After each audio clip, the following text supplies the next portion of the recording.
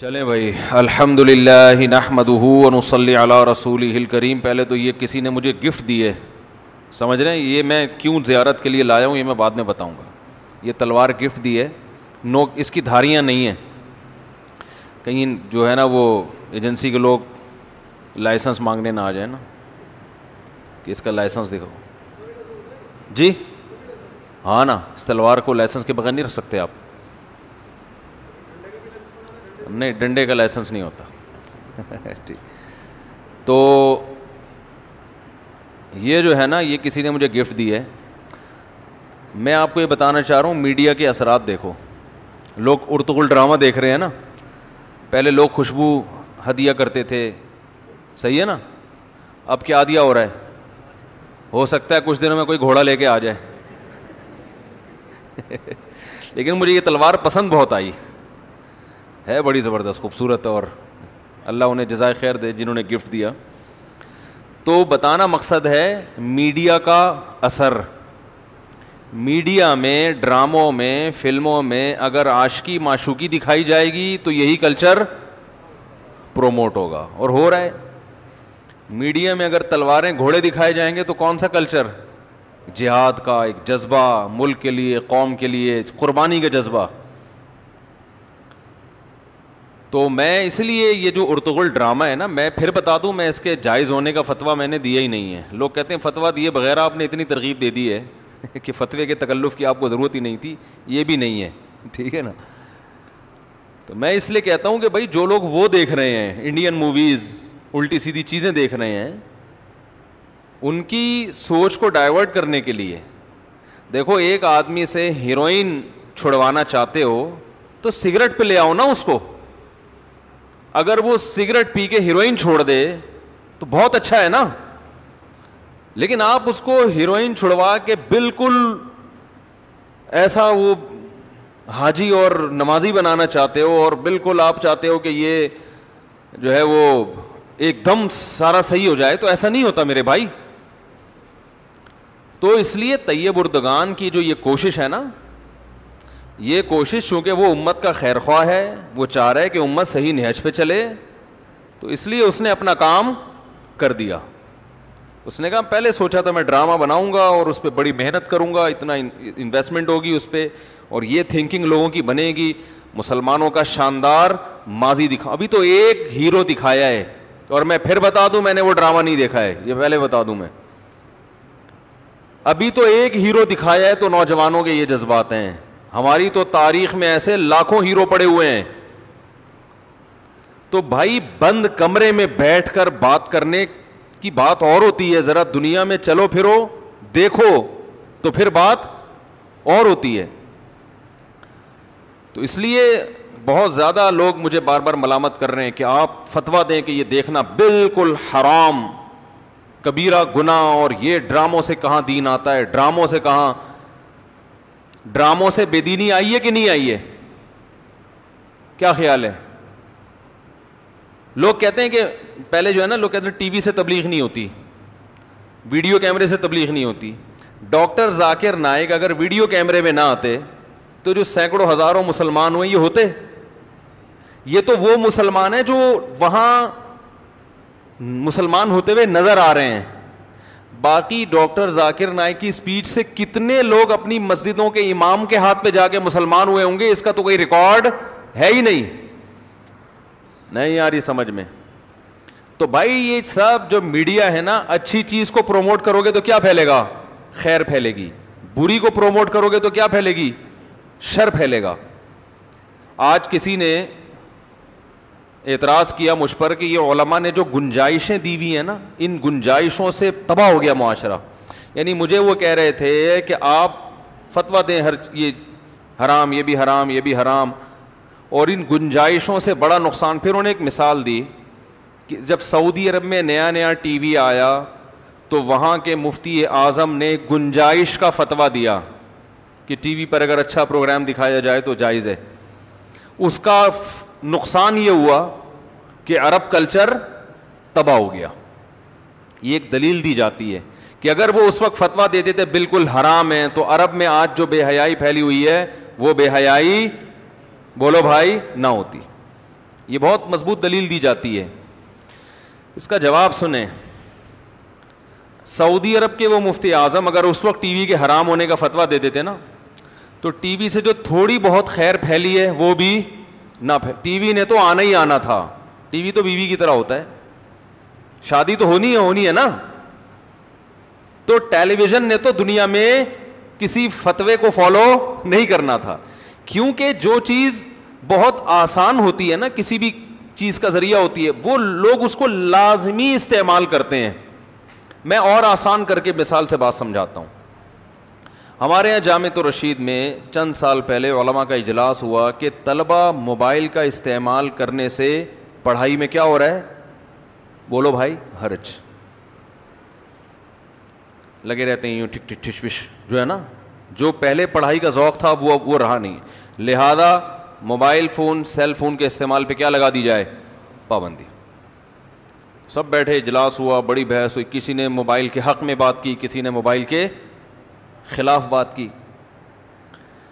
تو ہمارے جو شیخ ہیں نا, جن سے میں بیعت ہوں, اللہ نے ان کو بہت فراست دی ہے, تقویٰ بھی اور فراست بھی.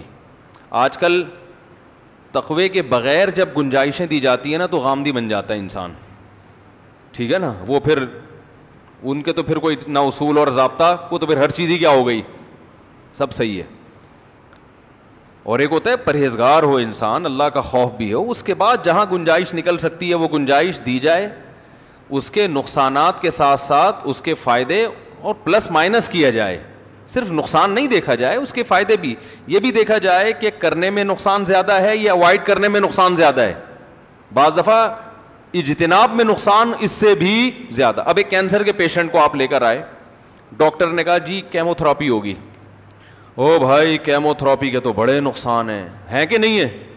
اچھی بلی خوبصورت خاتون کیمو تھراپی کروانے کے بعد سب سے پہلے سر کے بال کیا ہو گیا, گنجے, ہڈیوں کا ڈھانچہ بن جاتی ہیں. اب آپ نے کہا یار یہ ڈاکٹر بڑے ظالم ہیں, کینسر کا مریض وہ تو ویسے ہی بیچارہ مریض تھا, کیمو تھراپی سے دیکھو فلاں کے سر گنجا ہو گیا, فلاں کو کیا ہو گیا, ایسے دورے پڑتے تھے, یہ ہوتا تھا وہ ہوتا تھا. اب اس کو تو فوکس کیا جا رہا ہے, لہذا کسی مفتی صاحب نے اٹھ کے کیمو تھراپی کے خلاف فتویٰ دے دیا کہ اسلام میں کیمو تھراپی کیا ہے, حرام. ارے بھائی اس پہ بھی تو دیکھو کہ یہ کینسر کی مریضہ کیمو تھراپی نہ کرواتی تو کیا ہوتا. ڈاکٹر جو کیمو تھراپی کا مشورہ دیتے ہیں مریض کو مارنے کے لیے نہیں بلکہ مریض کو بچانے کے لیے. آپ کو جو اس کے نقصانات نظر آ رہے ہیں نا, اصل میں وہ نقصان جو کیمو تھراپی نہ کرنے کے نتیجے میں ہوتے وہ آپ کو نظر آ نہیں رہے ہیں, کیونکہ آپ نے دیکھے نہیں ہیں. وہ ڈاکٹر کو پتا ہے کہ تھوڑے دن میں ویسے ہی چیخے گا یہ, اور اس سے تو شاید زندگی بچ جائے, 50% چانس ہے, نہیں کروائی تو 100% چانس ہے مرنے کا. تو موبائل پر کیا ہو گیا بھائی, موبائل پر جو ہے نا بحث ہو رہی تھی کہ یہ پابندی لگائی جائے. تو ہمارے شیخ ہیں نا, بہت اللہ نے فراست دی ان کو, انہوں نے سب کے تجزیہ سنا, سب کی جو مخالفت میں دلائل وہ بھی, موافقت میں دلائل وہ بھی. سننے کے بعد میرا بھی رجحان اس طرف تھا کہ پابندی لگنی چاہیے. انسان عقل مندوں میں بیٹھتا ہے نا تو تھوڑی سی کچھ عقل سیکھتا ہے وہاں سے, ٹھیک ہے. تو انہوں نے ایک بات کہی, انہوں نے کہا دیکھیں اس قانون جب بھی بنایا جائے نا, سب سے پہلی چیز اس میں یہ دیکھی جاتی ہے کہ اس قانون پر عمل ہوگا بھی کہ نہیں ہوگا. ایسے نہیں کہ جو بھی بنا کے تھوپ دو. انہوں نے کہا موبائل اپنی بات دوسروں تک پہنچانے کا اتنا آسان ذریعہ ہے, اتنا مفید ذریعہ ہے کہ اس زمانے میں اس پر پابندی لگانا پریکٹیکلی ممکن ہے ہی نہیں. مانیں گے نہیں طلبہ اس کو. ایک طالب علم کا ابا پشاور میں ہے, اسے کہیں اڑتی اڑتی خبر آتی ہے ابا کو اٹیک ہوا ہے, اللہ نہ کرے, ایک مثال ہے, وہ فوراً کہیں سے کوشش کرے گا میں کیا کروں. وہ خط تھوڑی لکھے گا بیٹھ کے کہ موبائل کے استعمال پہ پابندی ہے, لہذا میں کیا لکھ رہا ہوں, بخدمت جناب والد محترم امی نور چشمی, جو اردو میں ہوتے تھے نا, شادی کارڈ پڑھے ہیں یار, مجھے اتنا بھی آدمی کو شادی کارڈ میں لکھا نور چشمی دخترے, تو بخدمت جناب والد محترم, امید ہے آپ خیریت سے ہوں گے. اور اڑتی اڑتی اطلاع ملی ہے کہ آپ کو اٹیک ہوا ہے, جس کی وجہ سے طبیعت پر ایک بوجھ ہے اور پڑھائی میں دل نہیں لگ رہا. میں یہ چاہتا ہوں کہ آن جناب کی خیریت کا مجھے پتہ چل جائے تاکہ میں دل جمی سے پڑھائی میں دل لگا سکوں. آپ کے جواب کا منتظر, وسیم کباڑیا. کچھ بھی لکھ دو نیچے. اب وہ خط جا رہا ہے کہاں؟ موبائل پر کیا ہے؟ پابندی ہے. ٹھیک ہے نا. اب وہ خط جا رہا ہے جناب, پہلے جائے گا پوسٹ آفس ہی بند ہوگا. پہلے تو مسئلہ کیا ہوگا؟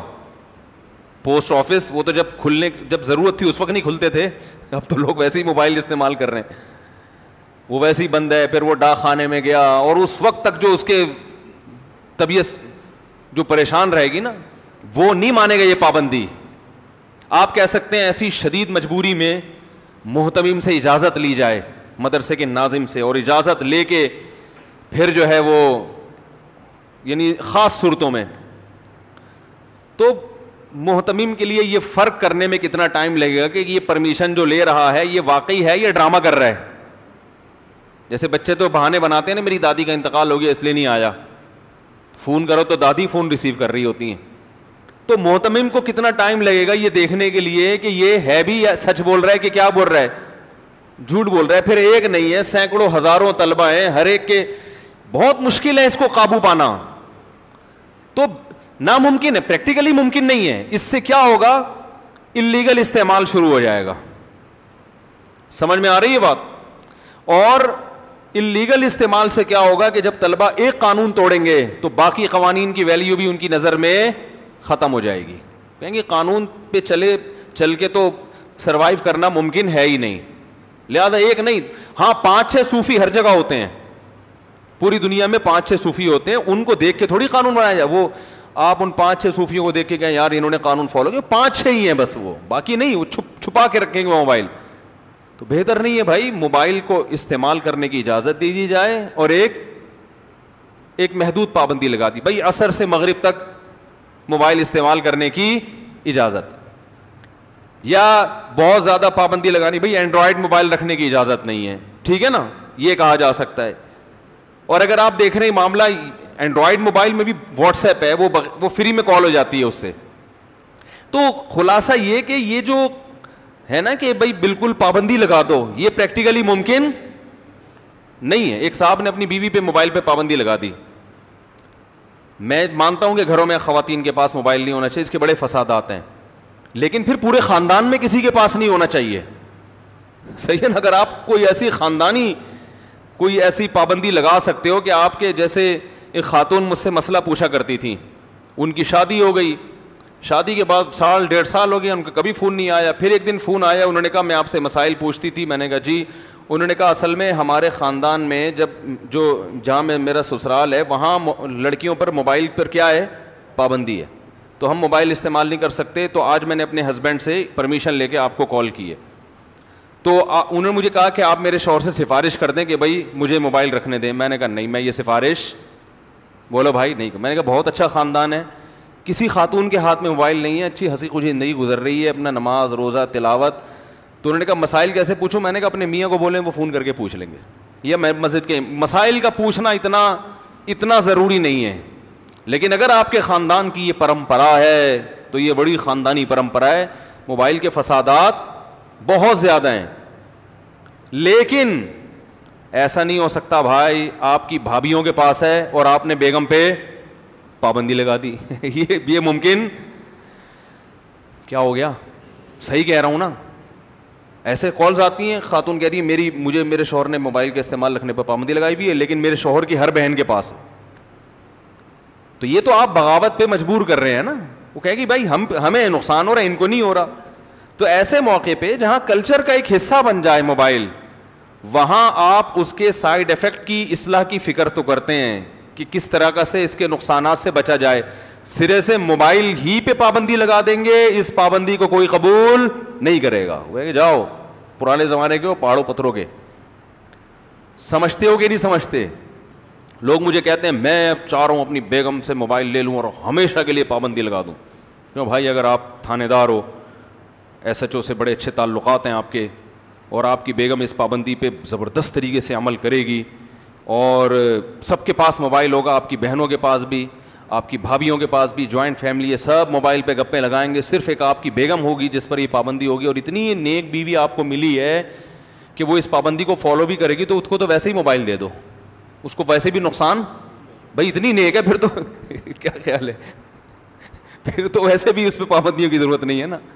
تو قانون بناتے ہوئے, قانون لاگو کرتے ہوئے گراؤنڈ ریئلٹی کو سامنے رکھ کر, فرضی قصے کہانیاں نہیں. اس لیے دین کس سے پوچھا جاتا ہے؟ فقہا سے.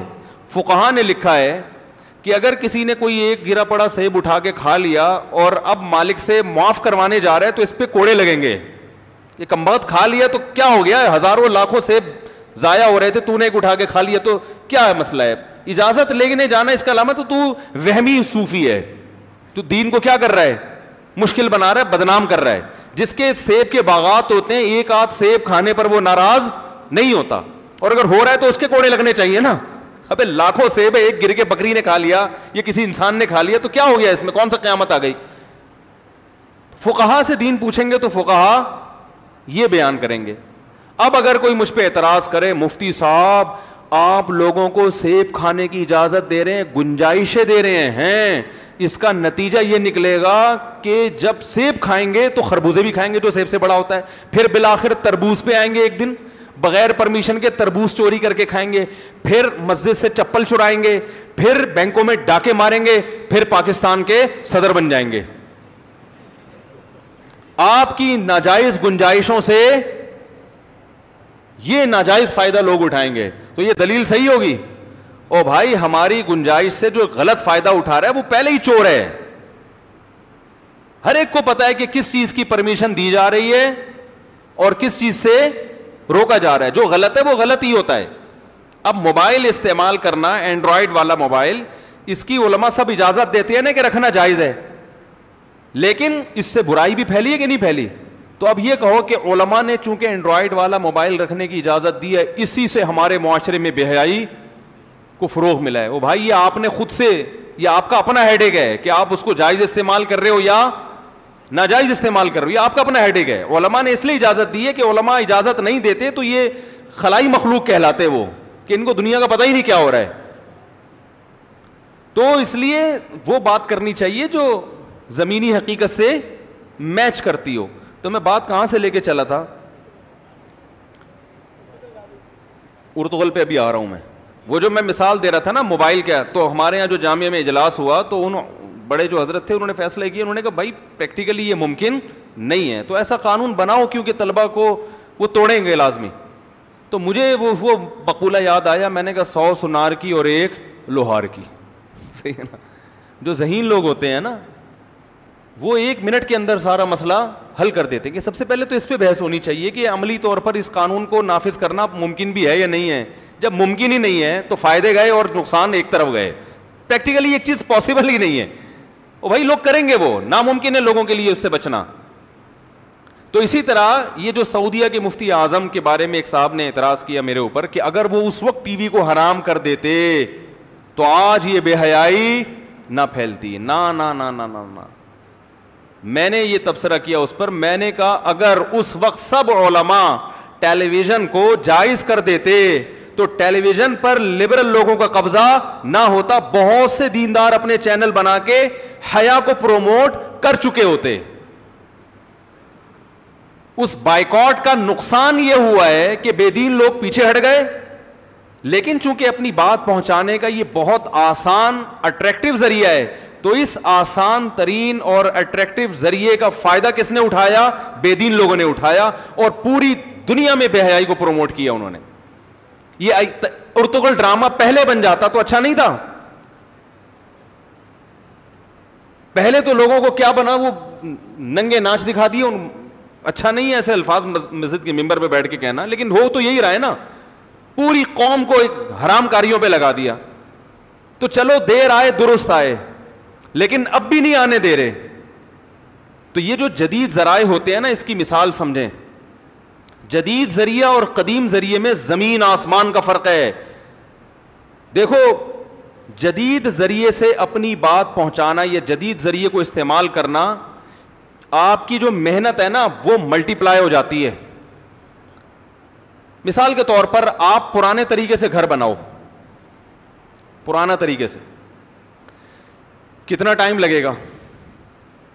آپ نے ایک بلڈنگ بنانی ہے، وہ سلطان محمد فاتح نے جو مسجد بنائی تھی نا، جس طرح سے پرانے طریقے سے مسجد، اب آپ اس طرح سے مسجد بناؤ.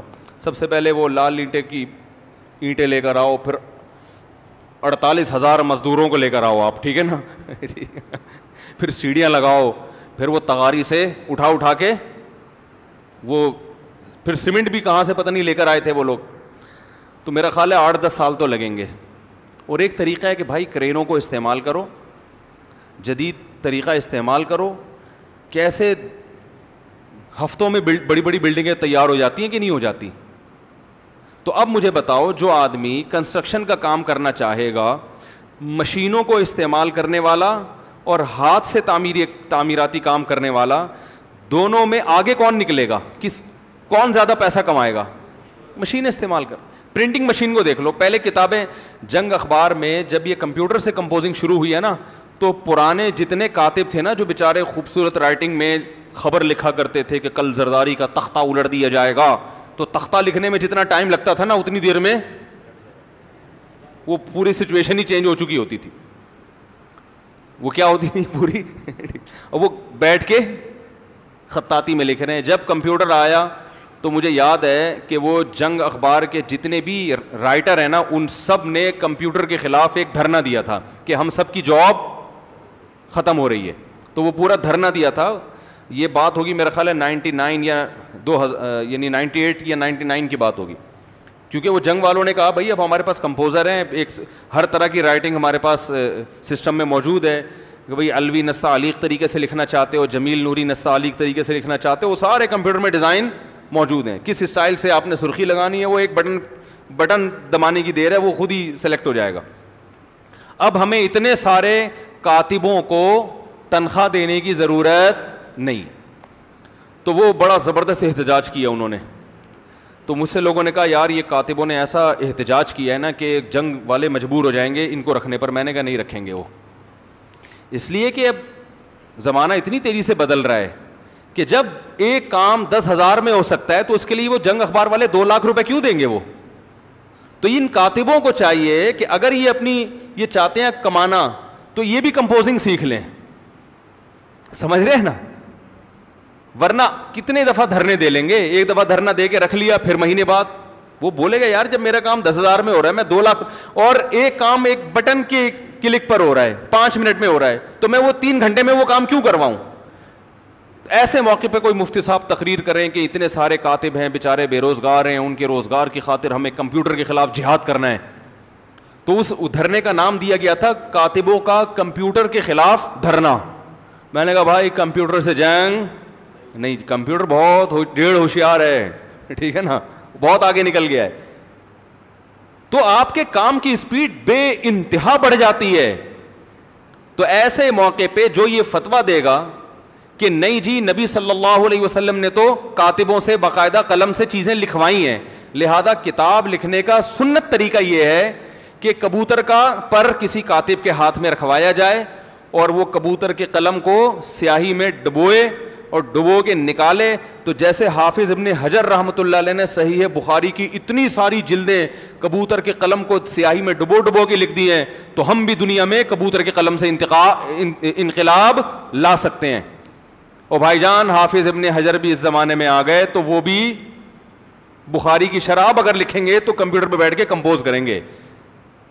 سمجھ میں نہیں آ رہی میرا خیال ہے بات؟ اب اگر کوئی ہمارے اسلاف کا طریقہ یہ تبلیغ کا نہیں تھا کہ جی کمپوزنگ کرے، کتابوں کی اب کمپوزنگ ہو رہی ہے نا، اور مشینیں ٹھڑک اٹھک چھاپ کے ایک دن میں ہزاروں صفحے نکال دیتی ہیں.